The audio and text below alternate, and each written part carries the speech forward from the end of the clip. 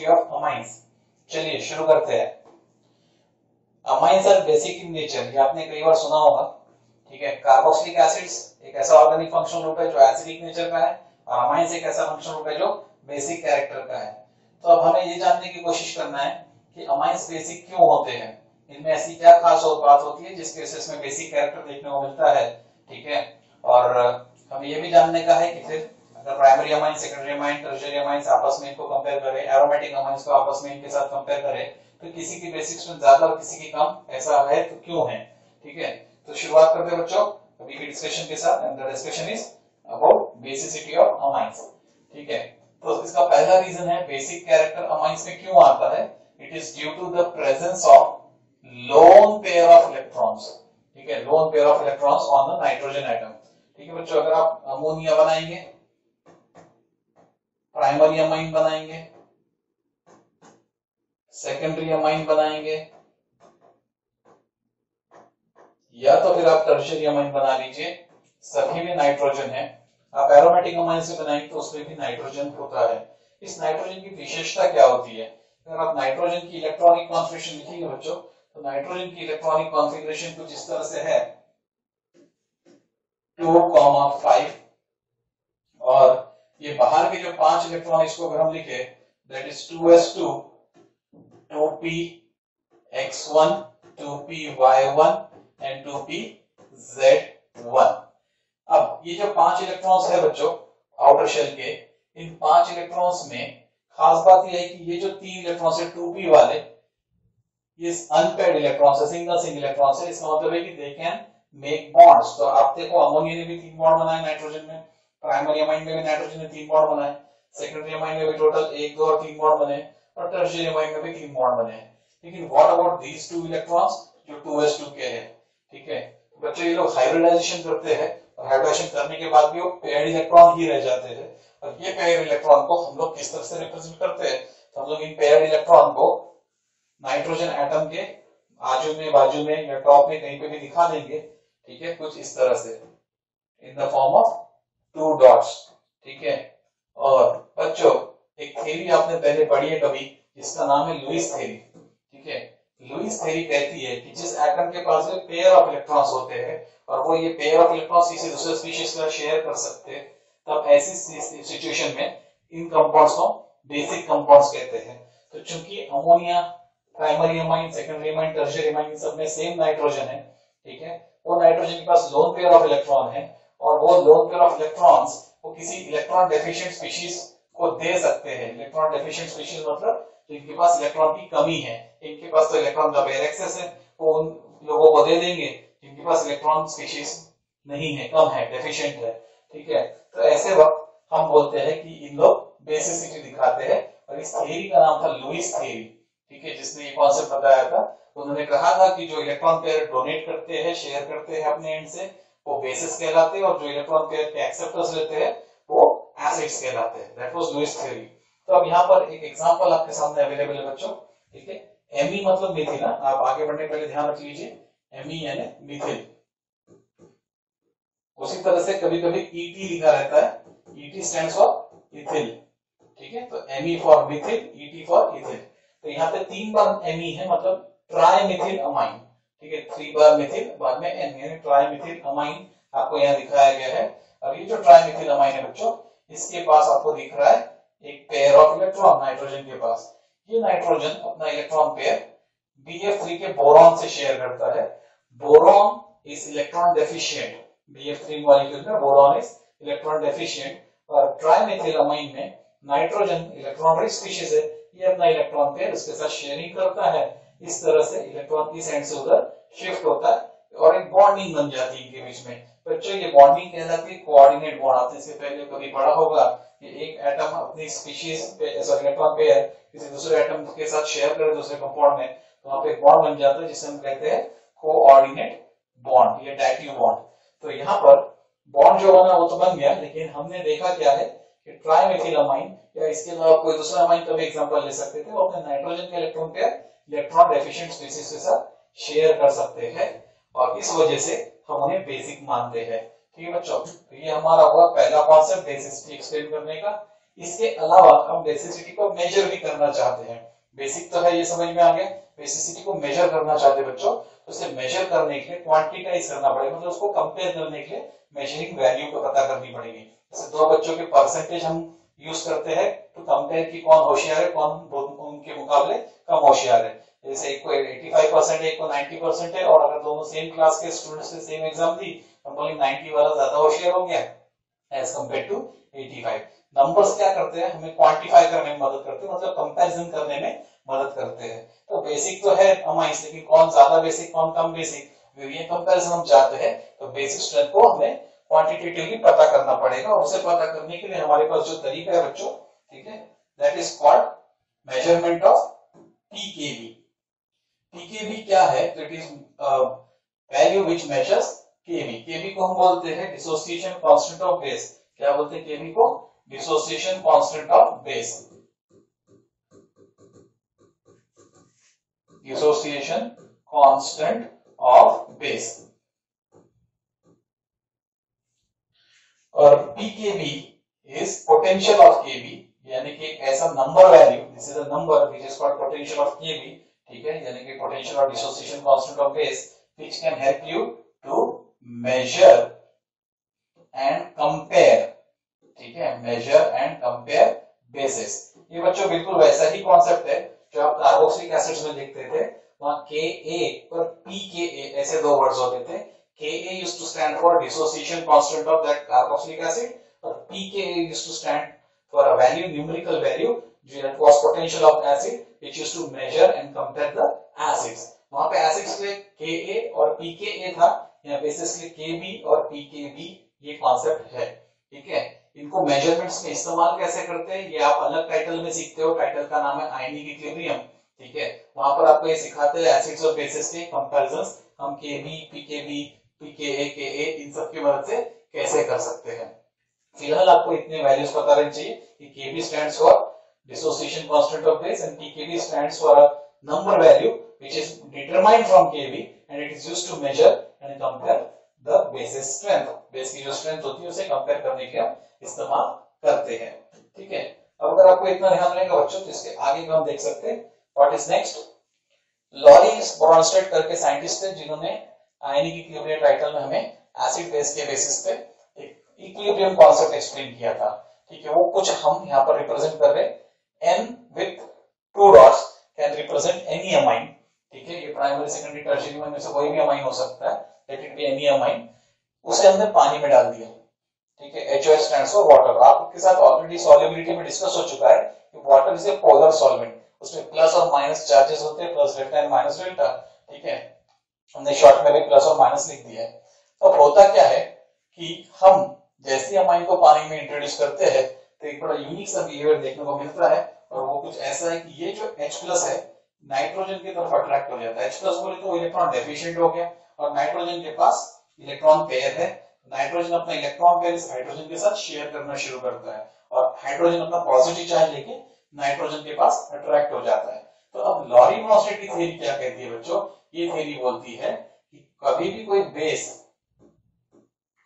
Base amine को basic मान रहे हैं, कभी भी कोई बेस दूसरे का प्रोटॉन एक्सेप्ट कर लेगा तो वो एक अपने कॉन्जुगेट एसिड में कन्वर्ट हो जाएगा। देखिए ये नाइट्रोजन है, मतलब बेस है, उसने हाइड्रोजन एक्सेप्ट कर लिया, यानी कि प्रोटॉन एक्सेप्ट कर लिया। H+ को बच्चों हम लोग प्रोटॉन भी कहते हैं, ध्यान रखेंगे। H+ is also called as proton. तो वाटर में से उसने H+ यानी कि प्रोटॉन को अपनी तरफ एक्सेप्ट कर लिया, मतलब उसने किसी की एसिडिटी को एक्सेप्ट कर लिया। जब भी कभी बेस किसी दूसरे स्पीशीज से H+ को एक्सेप्ट करता है तो हम बोलते हैं कि वो बेस अपने कॉन्जुगेट एसिड को जन्म दे रहा है, ठीक है। तो N ने इस हाइड्रोजन को एक्सेप्ट करके जो NH स्ट्रक्चर तैयार किया है, that is called conjugate acid of that amine, उस अमाइन का कॉन्जुगेट एसिड, ठीक है। मतलब आपस में दोनों रिलेटेड है, और उन दोनों का डिफरेंस क्या है? सिर्फ एक प्रोटॉन नहीं है तब बेस कहते हैं, प्रोटॉन एक्सेप्ट हो गया तब हम उस बेस का इसे कॉन्जुगेट एसिड कहते हैं। और अब सॉल्यूशन में आपको क्या दिख रहा है बेटा? फ्री OH माइनस आयंस, ठीक है। अब सॉल्यूशन में फ्री OH माइनस आयंस दिख रहे हैं, मतलब हम कहते हैं कि सॉल्यूशन में बेसिसिटी नजर आ रही है। क्या नजर आ रही है सॉल्यूशन में? बेसिसिटी। आपने ये पढ़ा होगा लोअर क्लासेस में, H+ आयन का एक्सप्रेशन सॉल्यूशन में आ जाए तो एसिडिटी दिखती है, H प्लस के कभी कभी आप H3O प्लस हाइड्रोनियम आयन भी कहते हैं। सोल्यूशन में अगर हो रहा तो एसिडिटी और OH माइनस रहा तो सोल्यूशन में हम बोलते हैं बेसिसिटी है। ठीक है, तो यहाँ पर बेसिसिटी इस इक्विलिब्रियम रिएक्शन द्वारा दिखाया जा रहा है। इक्विलिब्रियम को इक्वेशन में सिर्फ डबल हेडेड एरो से, फॉरवर्ड और रिवर्स हेडेड एरो से रिप्रेजेंट किया जाता है। तो ये इक्विलिब्रियम एस्टैब्लिश हो जाता है जब भी हम किसी बेस अमाइन को पानी में डालते हैं, अपनी कॉन्जुगेट एसिड बनाता है और free OH minus ion indicate कर देता है। अब ये कॉन्सेप्ट हमारे एसिडिटी और बेसिसिटी की स्ट्रेंथ को कंपेयर करने में कैसे काम में आता है, इसको समझेंगे बच्चों। आपको ये ध्यान रखना है इस इक्विलिब्रियम में हुआ क्या है, अमाइन एक्सेप्ट्स द प्रोटॉन।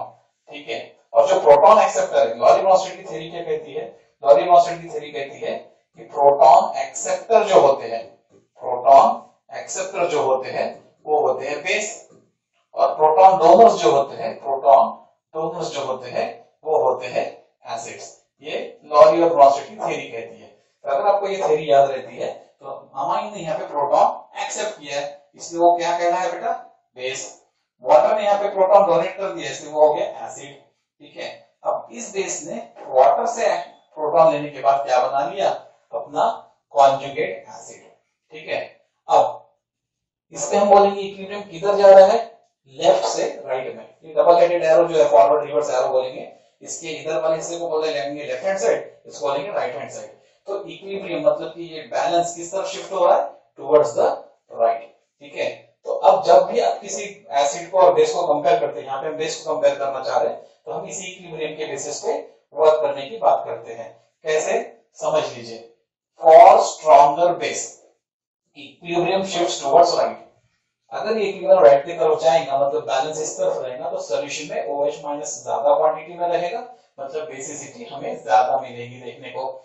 इसलिए हम बोल रहे हैं कि स्ट्रॉन्गर बेस के इक्विलिब्रियम को किधर जाना चाहिए, टुवर्ड्स राइट। अब आप सोचते होंगे अगर उल्टा आ जाए तो क्या होगा, बच्चों अगर ये उल्टा आ जाएगा तो क्या होगा, इसका मतलब ये हो जाएगा कि ये यहां से H प्लस को इधर जाना पड़ेगा टू मेक वाटर, और ये वाला कॉन्जुगेट एसिड वापस अमाइन में कन्वर्ट हो जाएगा, H को इधर ट्रांसफर करना पड़ेगा, तभी तो अमाइन फ्री होगा।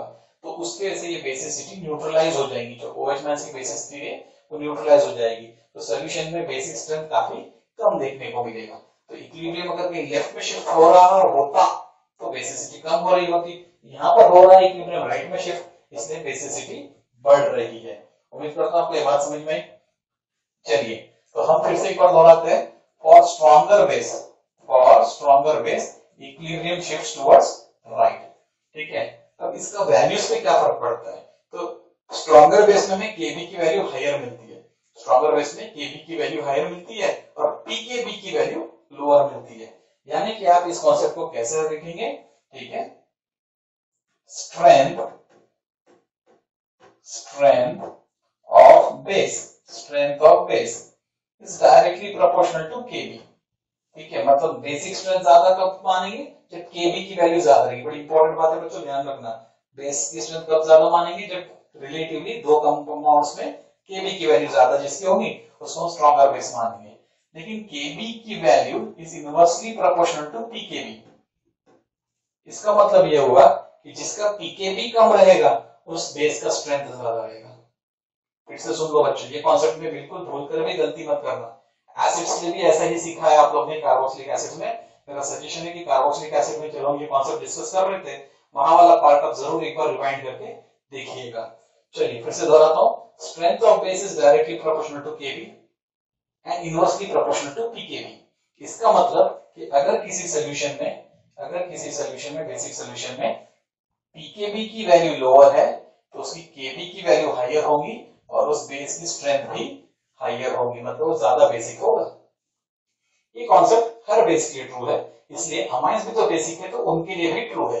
ठीक है, अब ये कॉन्सेप्ट को अगर आप ध्यान में रखें तो हमारे सेंटेंस को एक बार फिर से पढ़ लेते बच्चों। क्या कहते हैं हमारा sentence, for stronger base equilibrium shifts towards right. इधर जाएंगे तभी सॉल्यूशन में OH रहेगा। ठीक है, thereby Kb value is larger. अगर बेसिसिटी स्ट्रांग है तो Kb value is larger and Pkb value smaller. अगर इसका उल्टा सोचे, वाइस वर्सा सोचे, तो किसी का Pkb ज्यादा रहेगा तो उसका Kb कम हो जाएगा और उसका बेसिक स्ट्रेंथ उस कंपाउंड का भी कम हो जाएगा। अगर वाइस वर्सा सोचे तो ये भी ट्रू हो जाता है। ठीक है, उम्मीद करता हूं बच्चों आपको ये वाली बात समझ में आई होगी। ठीक है, चलिए तो अब आगे बढ़ते बेटा।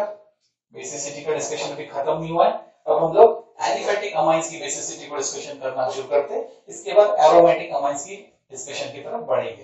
ठीक है बच्चों, तो शुरुआत करते हैं basic strength of aliphatic amines.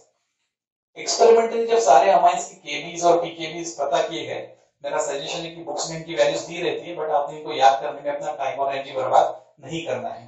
ठीक है, तो एक्सपेरिमेंटली जो देखने में आया पीकेबी का वैल्यूज कैसा था। ठीक है, तो पीकेबी का वैल्यूज देखने में आया कि अमोनिया का p K b value, I repeat, ammonia का पीकेबी वैल्यू सबसे ज्यादा देखा गया। अमोनिया का पीकेबी वैल्यू सबसे ज्यादा था। और सबसे ज्यादा पीकेबी वैल्यू का मतलब क्या होता है, हमने थोड़ी देर पहले क्या सीखा बच्चों, हमने क्या सीखा है, हमारा बड़ा बेसिक कॉन्सेप्ट ये था कि strength of base, strength of base is inversely proportional to p K b. अगर आपको ये बात ध्यान है तो पीकेबी की वैल्यू अगर सबसे ज्यादा अमोनिया की है तो बेसिक स्ट्रेंथ में अमोनिया सबसे पीछे है। ये बात समझ में आ रही है, अमोनिया अगर पीकेबी वैल्यू में सबसे ज्यादा है तो बेसिक स्ट्रेंथ में सबसे कम है। अमोनिया की पीकेबी वैल्यू प्राइमरी अमाइन से बड़ी थी, this is ammonia, this is primary amine, R2NH this is secondary amine, और R3NH this is tertiary amine. तो देखने को क्या मिला, ध्यान से देखना, एरोस पे फोकस जरूर करना, नहीं तो गड़बड़ हो जाएंगे आप लोग की। ठीक है, देखने में यह आया कि अमोनिया का पीकेबी वैल्यू प्राइमरी अमाइन से ज्यादा है, प्राइमरी अमाइन का पीकेबी वैल्यू सेकेंडरी अमाइन से ज्यादा है। यहां तक ठीक था, लेकिन mark this point, secondary amine की जब हम बात कर रहे हैं टर्शियरी अमाइन से, तो टर्शियरी अमाइन का पीकेबी वैल्यू सेकेंडरी अमाइन से ज्यादा निकल गया। ये एक्सपेरिमेंटल जब देखे तब मिला, रिपीट बोल रहा हूं, क्या देखा गया, अमोनिया का पीकेबी वैल्यू सबसे ज्यादा, followed by primary amine, followed by secondary amine, लेकिन tertiary amine was higher in PKB value than secondary amine. इसका मतलब बेसिसिटी की बात करें तो क्या होगा, अमोनिया का पीकेबी वैल्यू प्राइमरी अमाइन से ज्यादा था तो बेसिक स्ट्रेंथ में वो कम रहेगा। अंडरस्टूड है, क्योंकि रिलेशन क्या है, strength of base is inversely proportional to p K b. तो अमोनिया का पीकेबी हायर है देन प्राइमरी अमाइन, तो प्राइमरी अमाइन का बेसिक स्ट्रेंथ अमोनिया से ज्यादा आएगा। प्राइमरी अमाइन का पीकेबी वैल्यू सेकेंडरी अमाइन से ज्यादा था, इसलिए primary amine would be less basic than secondary amine. अब यहाँ पे ये वाले पार्ट पे जाओ, ये इंपॉर्टेंट पार्ट है, यहाँ पे गड़बड़ होती है कुछ बच्चों की। हमने क्या देखा, टर्शियरी अमाइन का पीकेबी वैल्यू सेकेंडरी अमाइन से ज्यादा है, मतलब सेकेंडरी अमाइन का बेसिक कैरेक्टर टर्शियरी अमाइन से ज्यादा है। उल्टा होता ना, ये बिल्कुल उल्टा होता है। बार बार इसको ना स्लो करके पॉज करके देखते जाना, रिवाइंड करके देखना। ठीक है, फिर से बोलता हूं, अमोनिया पीकेबी वैल्यू में सबसे कम, इसलिए बेसिक, सॉरी सबसे ज्यादा, इसलिए बेसिक स्ट्रेंथ में सबसे कम। और इन कंपैरिजन में देखेंगे तो सेकेंडरी अमाइन पीकेबी वैल्यू में सबसे छोटा है, इसलिए बेसिक स्ट्रेंथ में वो सबसे बड़ा है। तो अगर किसी ने पूछ लिया ammonia primary amine, secondary amine, tertiary amine, चार ऑप्शन दे दिए और सबसे ज्यादा बेसिक कौन रहेगा, कंपैरिजन में ध्यान रखिएगा कि नियरली सेम मोलर मासेस वाले कंपाउंड को कंपेयर कर रहे हैं, अमोनिया उसमें एक्सेप्शन रहेगा। तो इसमें हमारे पास एलिफेटिक अमाइंस में सबसे ज्यादा स्ट्रॉन्ग कौन मिल रहा है बच्चों, तो सबसे ज्यादा स्ट्रॉन्ग बेस है सेकेंडरी अमाइन। ये पीकेबी वैल्यूज को देखने के बाद पता चला, सेकेंडरी अमाइन ज्यादा स्ट्रॉन्ग पाए गए हैं as compared to tertiary amines, as compared to primary amines. And इन सब में सबसे वीकेस्ट बेस कौन था, तो अमोनिया। इन सब में सबसे वीकेस्ट बेसिक स्ट्रेंथ किसकी थी, अमोनिया की। अमाइंस में जो अल्किल ग्रुप है वो बेसिक कैरेक्टर को एनहांस करते हैं। ठीक है, तो अगर वो बात पे माने अमोनिया में अल्किल ग्रुप सही नहीं तो बेसिक कैरेक्टर नहीं आएगा उतना एफिशिएंट जितना प्राइमरी अमाइन में। तो प्राइमरी अमाइन में एक अल्किल ग्रुप आएगा, बेसिक कैरेक्टर बढ़ गया। सेकेंडरी अमाइन में दो अल्किल ग्रुप आए, तो वो एक्चुअली इलेक्ट्रॉन पुश करते हैं अपने से, दूर दूर भेजते हैं, उसको प्लस आई इफेक्ट बोलते हैं, पॉजिटिव इंडक्टिव इफेक्ट, अपने से इलेक्ट्रॉन को दूर पुश करना। तो यहाँ दो अल्किल ग्रुप को पुश करते हैं, तो सेकेंडरी अमाइन की बेसिसिटी और बढ़ गई। अब यहाँ पे एक सवाल बन जाता है कि टर्शियरी अमाइन में तो फिर तीन लोग थे अल्किल ग्रुप, वो तो ज्यादा जन के पुश करेंगे, फिर इसकी बेसिसिटी कम क्यों आई, तो बच्चों उसमें तीन अल्किल ग्रुप से स्टीयरिक हिंड्रेंस इतना बढ़ जाता, स्पेस में क्राउडिंग इतनी बढ़ जाती, इलेक्ट्रॉन को इजीली रिलीज करवाते नहीं आता है। इसलिए यहाँ पे भले तीन अल्किल ग्रुप है लेकिन फिर भी वो सेकेंडरी अमाइन से लेस बेसिक है। ये एक स्पेशल बात आपको ध्यान रखनी पड़ेगी। ठीक है, अब basicity of amines is related to stabilisation of protonated amine. अब प्रोटोनेटेड अमाइन किसको बोलेंगे बच्चों, समझो इस बात को अच्छे से।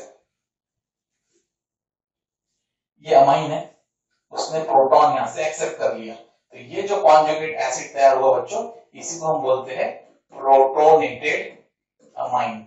इसका क्या मतलब हुआ, ये एक ऐसा अमाइन का स्ट्रक्चर है जिसमें प्रोटॉन आ गया, अमाइन के अंदर प्रोटॉन आ गया, यानी प्रोटोनेटेड अमाइन। तो अमाइन की जो कॉन्जुगेट एसिड है उसको ही हम प्रोटोनेटेड अमाइन बोल रहे हैं। अमाइन की जो कॉन्जुगेट एसिड है उसे ही प्रोटोनेटेड अमाइन कह रहे हैं। तो बेसिसिटी ऑफ अमाइन, इसकी बेसिसिटी उस पर डिपेंड करती है। अरे ये कैसे हो गया, इसकी बेसिसिटी उस पर डिपेंड करती है। आपकी भी तो रिचनेस आपके पापा पे डिपेंड करती है ना, ठीक है, आपकी भी जेनेटिक्स आपके पेरेंट्स पे डिपेंड करती है। बस ऐसे ही है, इस अमाइन का भी बेसिक कैरेक्टर इसकी स्ट्रेंथ पे डिपेंड करेगा। बच्चों अगर ये स्टेबल रहेगा तो इसको रिएक्ट करने की इच्छा कम रहेगी, इसको रिएक्ट करने की इच्छा कम रहेगी तो OH से रिएक्ट करके रिएक्शन को रिवर्स लाना, इक्विलिब्रियम को लेफ्ट में ले जाना, उसकी टेंडेंसी रिड्यूस हो जाएगी। और हम तो पहले से सीख चुके हैं कि अगर ये इक्विलिब्रियम टुवर्ड्स राइट रहता है तो बेसिक कैरेक्टर ज्यादा आता है, ठीक है। तो इसका स्टेबल रहना इसकी बेसिसिटी को कैसे बनाए रखता है, अगर ये स्टेबल है तो ये सॉल्यूशन में OH माइनस फ्रीली अवेलेबल रहेगा। लॉरी-ब्रॉन्स्टेड कांसेप्ट कहता है जिस सॉल्यूशन में फ्री OH माइनस आयंस होते हैं वो बेसिक होता है, जिस सॉल्यूशन में OH minus ions freely available हो वो बेसिक, जिसमें free H plus ions available हो, हाइड्रोनियम आयन अवेलेबल हो, H3O प्लस आयन, वो लोग एसिडिक। ये लॉरी-ब्रॉन्स्टेड का कांसेप्ट कहता है। तो बच्चों इसको फ्री रखना है, मतलब इसको स्टेबल रखना है। अगर ये कॉन्जुगेट एसिड यानी कि प्रोटोनेटेड अमाइन स्टेबल होगा तो OH माइनस आयन इसके साथ रिएक्ट नहीं करेगा, मतलब अपना फ्री बिहेवियर मेंटेन करेगा, नहीं तो वो तो इसे न्यूट्रलाइज करने के लिए आ जाएगा, फिर वाटर बन जाएगा, तो OH का फ्री एग्जिस्टेंस तो खत्म हो जाएगा। तो अगर ये स्टेबल है तो OH को अपने तरफ अट्रैक्ट नहीं करेगा और इक्विलिब्रियम लेफ्ट में शिफ्ट नहीं होगा, इसका मतलब ये अपनी बेसिसिटी एक्सप्रेस करता रह जाएगा। इसलिए हम क्या कह रहे हैं, ध्यान से सुनना बच्चों, हमारा कहना यह है greater the stabilisation of the protonated amine, ये जितना ज्यादा स्टेबल रहेगा, greater the stabilization of the protonated amine, greater is the basicity of amine। ये जितना ज्यादा स्टेबल रहेगा ये उतना ज्यादा बेटर बेस रहेगा, ठीक है, इसकी स्टेबिलिटी ज्यादा रहेगी, इसकी बेसिसिटी भी ज्यादा रहेगी। रिपीट करते हैं, greater is the stabilization of this protonated amine यानी कि conjugate acid, ठीक है, greater is the basicity of the amine into consideration।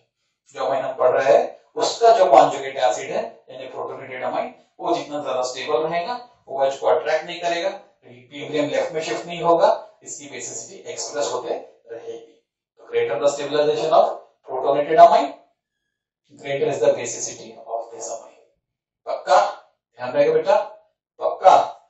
Tertiary amines जो रहते हैं ये प्रोटोनेशन की टेंडेंसी को थोड़ा कम प्रीफर करते हैं, जैसे मैंने बोला वहां स्टीयरिक हिंड्रेंस रहता है तो प्रोटॉन की एक्सेप्टेंस उसमें थोड़ी कम हो पाती है, इसलिए बेसिसिटी में वो सेकेंडरी अमाइन से पीछे रह गए हैं।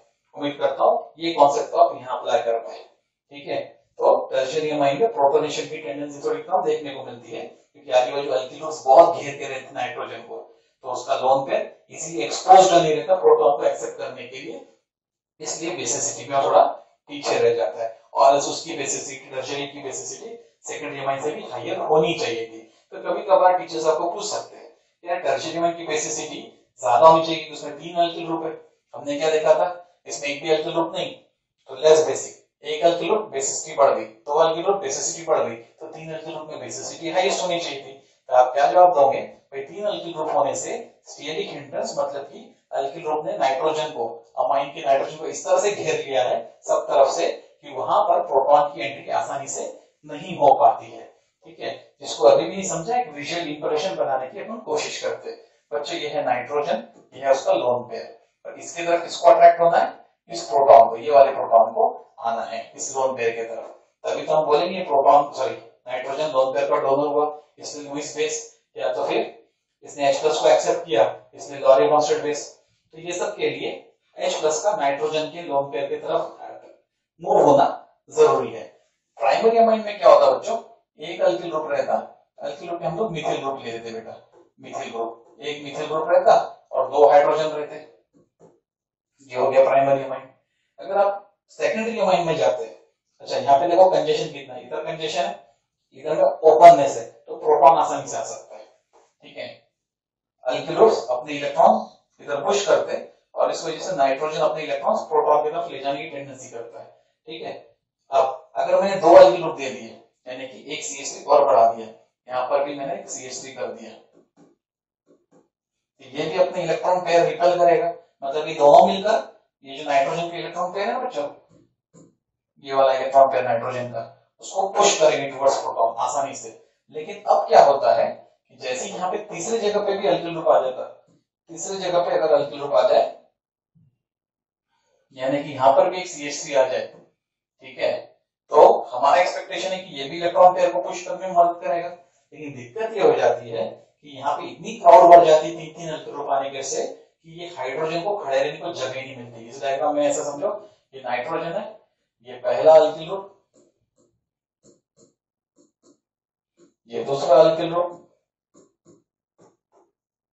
ये तीसरा अल्किल ग्रुप। तो ये लोन पेयर जो है ना सब तरफ से घिर गया है, एक्चुअली इतने सारे अल्किल ग्रुप आने से सब तरफ से घिर गया है, तो प्रोटॉन को आसानी से एंट्री ना इधर से मिलती, ना इधर से मिलती, ना इधर से मिलती। वही अगर मैं सेकेंडरी अमाइन बनाऊं, सेकेंडरी अमाइन बनाऊं तो इधर में कंजेशन कम है, तो यहाँ से प्रोटॉन को एंट्री मिल जाती है। ठीक है, अब शायद आपको समझ में आया ना मैं क्या बोल रहा हूँ। तो स्ट्रक्चर में जब भीड़ बहुत बढ़ जाती है, स्टीयरिक हिंड्रेंस बोलते हैं उसको, स्पेस में अरेंजमेंट इतनी कॉम्प्लिकेटेड हो जाती है कि प्रोटॉन को एक्सेप्टेंस के लिए जगह नहीं बचती लोन पेयर के, इसलिए टर्शियरी अमाइन की बेसिसिटी सेकेंडरी से कम पाई गई है। ठीक है, उम्मीद करता हूं आपको ये बात समझ में आई है। चलिए अब आगे बढ़ते हैं।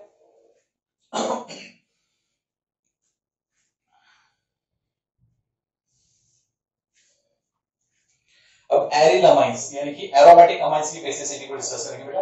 एक सेपरेट टाइटल हो गया, अभी तक एलिफैटिक अमाइंस को डिस्कस कर रहे थे बेसिक कैरेक्टर में, अब बेसिक कैरेक्टर डिस्कस करेंगे एरिल अमाइंस यानी कि एरोमेटिक अमाइंस में। ठीक है, ये स्टेटमेंट बड़े अच्छे से याद रखिएगा, aryl amines are in general weaker bases than ammonia. अरे अमोनिया से भी वीक है बोल रहे हैं, और अमोनिया एलिफैटिक अमाइन से वीक था। ठीक है, अमोनिया एलिफैटिक अमाइन से वीक है और ये तो अमोनिया से भी वीक हो गया। इसका मतलब अगर मैं बोलूं कि एरिल अमाइंस का एलिफैटिक अमाइन से कंपैरिजन करना है तो कौन स्ट्रॉन्गर होगा और कौन वीकर? डेफिनेटली अमोनिया से वीकर है एलिफैटिक अमाइंस, अमोनिया से वीकर है एरोमेटिक अमाइंस और अमोनिया से स्ट्रॉन्गर है एलिफैटिक अमाइंस। तो अगर मैं एरिल अमाइंस को कंपेयर करूं एलिफैटिक अमाइंस से, तो एलिफैटिक अमाइंस ज्यादा स्ट्रॉन्गर रहेंगे और एरिल अमाइंस वीकेस्ट रहेंगे। तो ये सेंटेंस ध्यान से लेंगे, aryl amines in general are weaker bases than ammonia as well as aliphatic amines. वो सभी से वीक है, ठीक है, सभी के मुकाबले कंपैरिजन में वो वीक पाए जाते हैं। तो ये aryl amines weaker bases than ammonia aliphatic amines, याद रखना। अब इनकी स्ट्रेंथ को हम कंपैरिजन बेसिस पे स्टडी करेंगे। तो एक एग्जांपल के साथ शुरुआत करें बेटा। दिस इज एनिलीन, ये एक बेस है, इसका इक्विलिब्रियम हम बनाना चाह रहे हैं वाटर के साथ, तो this is H+ and OH-। अब ये H+ प्रोटॉन जो है नाइट्रोजन के लोन पेयर के पास अट्रैक्ट होएगा तो NH2 बन जाएगा NH3 और ये पॉजिटिव चार्ज नाइट्रोजन के पास आ जाएगा। तो ये क्या हुआ, इस बेस का कॉन्जुगेट एसिड, एनिलीन का कॉन्जुगेट एसिड। ठीक है, इसको एनिलीनियम आयन भी कहते हैं। ठीक है, अगर ये इक्विलिब्रियम टुवर्ड्स राइट जाता जाएगा तो इसकी बेसिसिटी हाईयर रहेगी, और अगर ये इक्विलिब्रियम टुवर्ड्स लेफ्ट आने की कोशिश करेगा तो बेसिसिटी कम हो जाएगी। जो हमने इक्विलिब्रियम का कॉन्सेप्ट इसके पहले सीखा है वो क्या बोलता है, अगर इक्विलिब्रियम राइट में जाएगा तो OH का फ्री फॉर्म एग्जिस्ट करेगा तो बेसिसिटी हाईयर हो जाएगी। इक्विलिब्रियम लेफ्ट में जाएगा तो OH इससे कंबाइन होकर वाटर बन जाएगा तो फ्री OH नहीं बचेगा, मतलब बेसिसिटी रिड्यूस होने लग जाएगी। अगर आपको ये बात याद है तो अब हम ये डिस्कस करने की कोशिश करते हैं कि एनिलीन वीक बेस क्यों है as compared to aliphatic amines. ठीक है, अब इसमें आपको अल्टरनेट डबल बॉन्ड्स दिख रहे बच्चों, इसमें भी दिख रहे हैं। तो बेस एनिलीन में भी आपको कॉन्जुगेट बॉन्डिंग दिख रही है, कॉन्जुगेट मतलब अल्टरनेट डबल बॉन्डिंग दिख रही है, और उसकी कॉन्जुगेट एसिड में भी आपको अल्टरनेट डबल बॉन्डिंग नजर आ रही है। इसका एक इंडिकेशन ये है कि इसमें भी रेजोनेंस होता होगा और इसमें भी रेजोनेंस होता है। ठीक है, और हमने रेजोनेंस की जो कॉन्सेप्ट इसके पहले सीखे बच्चों, वो ये कहते हैं कि जिसके पास जितना ज्यादा रेजोनेटिंग स्ट्रक्चर नंबर में, जिसके पास क्वांटिटी में जितने ज्यादा रेजोनेटिंग स्ट्रक्चर बनते हैं वो ज्यादा स्टेबल होता है, और जिसके पास कम रेजोनेटिंग स्ट्रक्चर बनते हैं वो कम स्टेबल होता है। ठीक है, तो इसके रेजोनेटिंग स्ट्रक्चर स्टडी करेंगे एनिलीन के, और उसके कॉन्जुगेट एसिड के भी रेजोनेटिंग स्ट्रक्चर हम स्टडी करेंगे, और फिर देखेंगे किसने ज्यादा क्वांटिटी में रेजोनेटिंग स्ट्रक्चर बनाने में क्षमता हासिल दिखाई है और कौन कम बना पाता है। ठीक है बच्चों, तो ये रिलेटिव स्ट्रेंथ को अभी कंपेयर करने वाले हम लोग। चलिए शुरुआत करते हैं हम लोग एनिलीन के साथ। इसमें बच्चों टोटल 5 रेजोनेटिंग स्ट्रक्चर्स बनते हैं, बड़ा इंटरेस्टिंग है। ठीक है, टोटल 5 रेजोनेटिंग स्ट्रक्चर बनते हैं हमारे पास।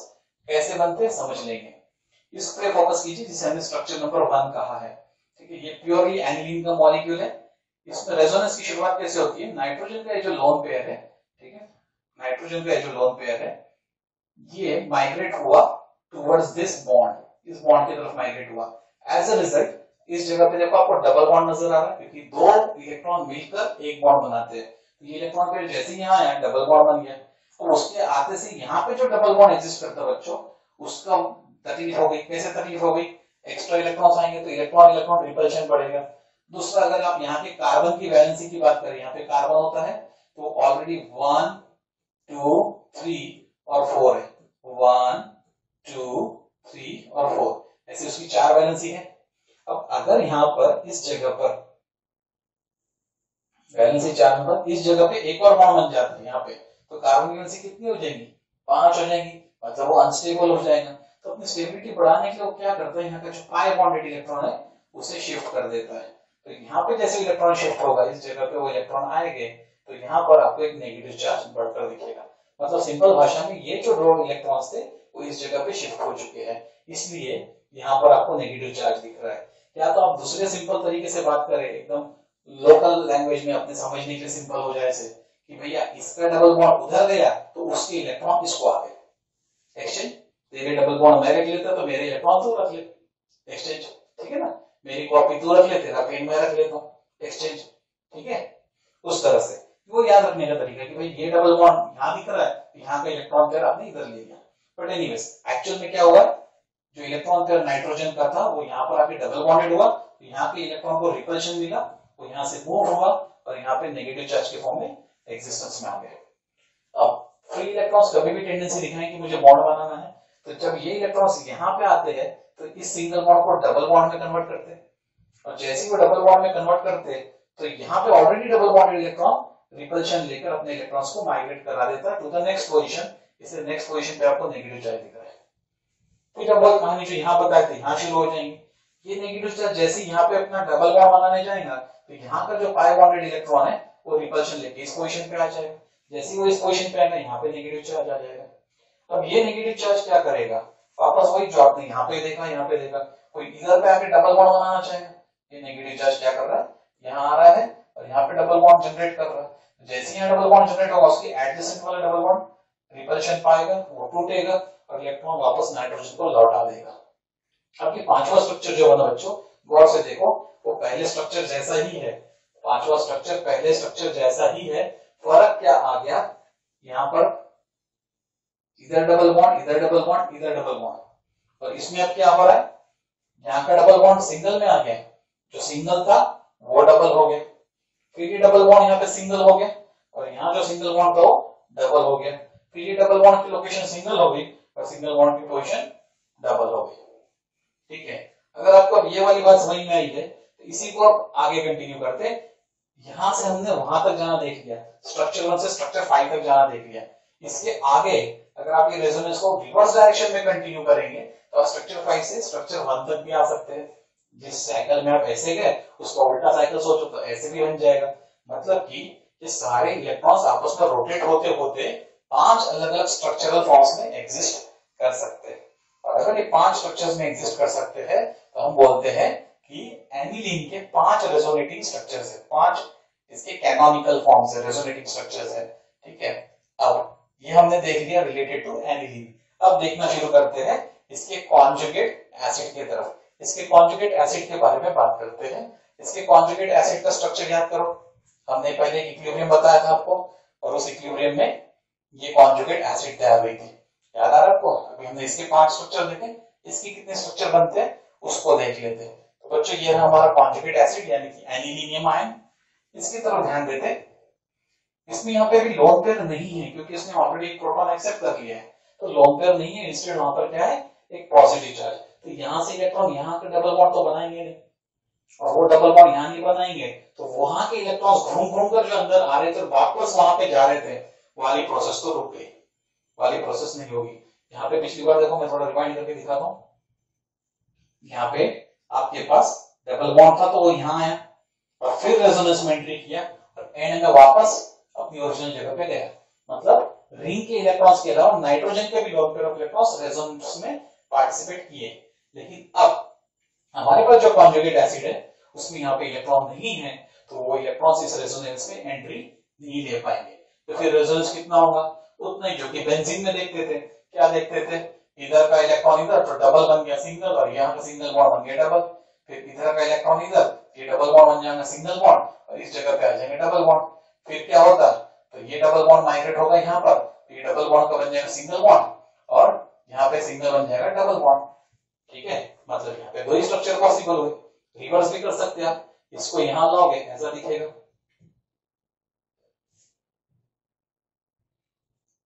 वैसे इसमें भी आप देखते जाओ, ये इलेक्ट्रॉन इधर लाओगे ऐसा आ जाएगा, इलेक्ट्रॉन इधर ले जाओगे ऐसा बन जाएगा। मतलब स्ट्रक्चर 1 स्ट्रक्चर 2 में कन्वर्ट हो सकता है, और स्ट्रक्चर 2 सिर्फ और सिर्फ स्ट्रक्चर 1 में कन्वर्ट हो सकता है। इसका मतलब यह हो गया कि हमारे पास ये जो कॉन्जुगेट एसिड है उसके सिर्फ दो ही रेजोनेटिंग स्ट्रक्चर्स पॉसिबल है, जबकि इसके बेस के पास, एनिलीन के पास 5 कॉन्जुगेटेड स्ट्रक्चर्स अवेलेबल थे। मतलब रेजोनेंस में ज्यादा स्ट्रॉन्ग कौन निकला बच्चों? रेजोनेंस में ज्यादा स्ट्रॉन्ग निकला ये पर्टिकुलर एनिलीन मॉलिक्यूल। रेजोनेंस में उसके मुकाबले कंपैरेटिवली अगर नंबर ऑफ स्ट्रक्चर्स की बेसिस पे चले तो ये जो कॉन्जुगेट एसिड है जो कि कम रेजोनेटिंग स्ट्रक्चर बना रहा है, मतलब कि वो कम स्टेबल है। ठीक है, तो जिसके 5 स्ट्रक्चर बन रहे हैं वो ज्यादा स्टेबल, और जिसके 2 स्ट्रक्चर बन रहे हो कम स्टेबल। इसका मतलब कि स्टेबिलिटी इसकी ज्यादा है तो रिएक्शन उसकी तरफ जाएगा। तो सिंपल सी बात है कि अगर आपको ऑप्शन ये मिल रहा है कि एक जन आपको 100 रुपए देता है, दूसरा जन आपको 2000 रुपए देता है, तो आप कहां पे ज्यादा स्टेबल महसूस करेंगे? जो आपको ज्यादा वैल्यू दे रहा है आप उसकी तरफ जाना महसूस करोगे। तो यहाँ पर भी रिएक्शन किधर जाना चाहता है? ये वाला मॉलिक्यूल ज्यादा स्टेबल है क्योंकि 5 रेजोनेटिंग स्ट्रक्चर है, तो रिएक्शन उधर जाना चाहता है। रिएक्शन इधर क्यों नहीं आना चाहता ज्यादा देर के लिए? वो इधर आ भी जाता है तो उसको समझ में आता है कि यार इसकी वैल्यू तो कम है, इसकी रेजोनेटिंग स्ट्रक्चर्स कम है, इसकी स्टेबिलिटी कम है, इधर टिके रहने में भलाई नहीं है, उधर जाएंगे तो भलाई है। तो वो रिएक्शन रिवर्स डायरेक्शन में जाता है, इसलिए reaction is moving to the left hand side. Equilibrium किधर शिफ्ट हो रहा है? टुवर्ड्स लेफ्ट, उस तरफ शिफ्ट हो रहा है। ठीक है, अब बच्चों इक्विलिब्रियम अगर लेफ्ट में गया तो इसका मतलब क्या हुआ? इसका मतलब ये हुआ कि फ्री OH सॉल्यूशन में बहुत कम दिखेंगे, ना के बराबर दिखेंगे। मतलब बेसिसिटी में ये मॉलिक्यूल्स की बेसिसिटी एक्सप्रेस हो पाएगी क्या? नहीं, वो as compared to primary aliphatic amines या सेकेंडरी एलिफेटिक अमाइंस कम रहेगी। इसलिए हमने पहले ही बोला था कि ये जो एरोमेटिक अमाइंस है इन लोग की बेसिसिटी कम होती है, and they are weaker bases as compared to aliphatic amines and ammonia. ठीक है, तो ऐसा नहीं था कि यहाँ रेजोनेंस नहीं हो रहा, यहाँ रेजोनेंस हो रहा, लेकिन इधर साइड में भी हो रहा, इधर भी हो रहा। इधर ज्यादा रेजोनेटिंग स्ट्रक्चर है, इधर कम, वो ज्यादा स्टेबल है, ये कम स्टेबल। इसलिए रिएक्शन का टेंडेंसी क्या है? ज्यादा स्टेबल वाले की तरफ बदल जाना, मुड़ जाना, चेंज हो जाना। मतलब equilibrium towards the left hand side, आपके लेफ्ट हैंड साइड की तरफ जा रहा है, और जैसे ही इक्विलिब्रियम उधर जा रहा है तो ये OH फ्री फॉर्म में नहीं रहेगा, वो यहाँ के H+ को कंबाइन करके HOH बन जाएगा। क्योंकि फ्री OH नहीं बच रहे सोल्यूशन में, इसलिए बेसिसिटी कम हो जा रही है। ठीक है, तो बच्चों इस केस में pKb की वैल्यू ज्यादा होगी इसलिए बेसिसिटी कम होगी। ठीक है, pKb की वैल्यू ज्यादा होगी इसलिए Kb कम होगा और बेसिसिटी भी कम होगा। ठीक है, उम्मीद करता हूं आपको ये बात समझ में आई है बेटा। और जितना भी डिस्कशन अभी तक मेरे साथ आपने बेसिसिटी के रिलेशन में किया है, अगर आपको प्रॉपरली समझ गया है तो आप इस क्वेश्चन को बड़े आसानी से चुटकी बजाते हुए सॉल्व कर लोगे। क्या है ये सवाल? चलो जान लेते हैं। Arrange the following amines in decreasing order of their basic strength. ऐसे एग्जाम्स में अलग अलग क्वेश्चंस बन के आ सकते हैं, तो कोई और भी अलग अलग कॉम्बिनेशन ऑफ अमाइंस दे सकते हैं, कोई प्राइमरी होगा, कोई सेकेंडरी होगा, कोई अमोनिया होगा, कोई एरोमेटिक होगा। कैसे भी अमाइंस का कॉम्बिनेशन थे, आपको अपने रूल्स बिल्कुल ध्यान रखने हैं। लीस्ट बेसिक कौन? सबसे वीकेस्ट कौन? तो एरोमेटिक अमाइंस। थोड़ा सा ज्यादा बेसिक कौन? अमोनिया। उससे ज्यादा बेसिक कौन? Primary amines. सबसे ज्यादा बेसिक कौन? Secondary amine. अगर आपको ये ध्यान है अभी तक का डिस्कशन जो हमने किया, अगर इतना कंफर्मेशन आपके दिमाग में आ गया है तो आप इसको इमीडिएटली बता दोगे। क्या कह दिया आपको compounds? Ammonia, primary amine, NH2 से बचाना, NH से समझ आया सेकेंडरी अमाइन, ये भी प्राइमरी अमाइन है लेकिन C6H5 है बच्चों, C2H5 नहीं C6H5 मतलब एरोमेटिक अमाइंस। तो हमारी एक्सप्लेनेशन की टेंडेंसी क्या है, हमने जो सीखा उसको एक बार दिमाग में ले लेते हैं। हमने बोला है कि एरोमेटिक अमाइंस कैसे है? Least basic, aromatic amines least basic. तो सबसे एंड में कौन आएगा? डिक्रीजिंग ऑर्डर मतलब हाईएस्ट बेसिक पहले, लीस्ट बेसिक बाद में। एरोमेटिक अमाइंस लीस्ट बेसिक हो गए तो इसको सबसे पीछे लिख लेते बेटा, C6H5 NH2 लीस्ट बेसिक है, सबसे पीछे डाल दिए। सबसे ज्यादा स्ट्रॉन्ग बेसिक कौन थे? सबसे ज्यादा स्ट्रॉन्गली बेसिक सेकेंडरी अमाइंस थे। इनमें सेकेंडरी अमाइन कौन है?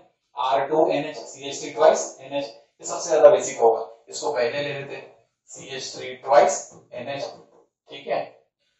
फिर सेकेंडरी अमाइन से थोड़े कम बेसिक कौन रहते? सेकेंडरी अमाइन से थोड़े कम बेसिक रहते हैं प्राइमरी अमाइंस यानी कि CH3 NH2, ठीक है। प्राइमरी अमाइंस से कम बेसिक कौन? तो अमोनिया। और लीस्ट बेसिक कौन? तो एरोमेटिक अमाइंस। तो ये कैसे हो गया बेटा? ट्रेंड हमने कैसे तैयार किया? डिक्रीजिंग ऑर्डर में। देखो आपने चीजों को सही आइडेंटिफाई किया लेकिन ऑर्डर डिक्रीजिंग बोला, आपने इंक्रीजिंग लिख दिया तो मार्क्स नहीं मिलते। ऑर्डर इंक्रीजिंग बोल दिया, आपने डिक्रीजिंग लिख दिया तो मार्क्स नहीं मिलते। तो आइडेंटिफाई करने के अलावा एक वर्ड जो यहाँ दिया रहता है डिक्रीजिंग ऑर्डर या इंक्रीजिंग ऑर्डर, उसको भी ध्यान रखना जरूरी है और अकॉर्डिंगली ही अरेंज कीजिएगा। डिक्रीजिंग ऑर्डर का मतलब हाईएस्ट वैल्यू पहले और वहां से कम कम कम कम कम कम होते हुए लोएस्ट वैल्यू की तरफ जाएंगे। यहाँ पे डिक्रीजिंग ऑर्डर बेसिक स्ट्रेंथ बोला तो secondary amine being highest basic पहले लिखा और एरोमेटिक अमाइन लीस्ट बेसिक है इसलिए एंड में डाला, ठीक है। उम्मीद करता हूं बेटा ये कंपैरिजन आपको समझ में आया। That's all for now. This is Dr. Ashish Lavani signing off. Thank you. Have a nice time. Bye bye.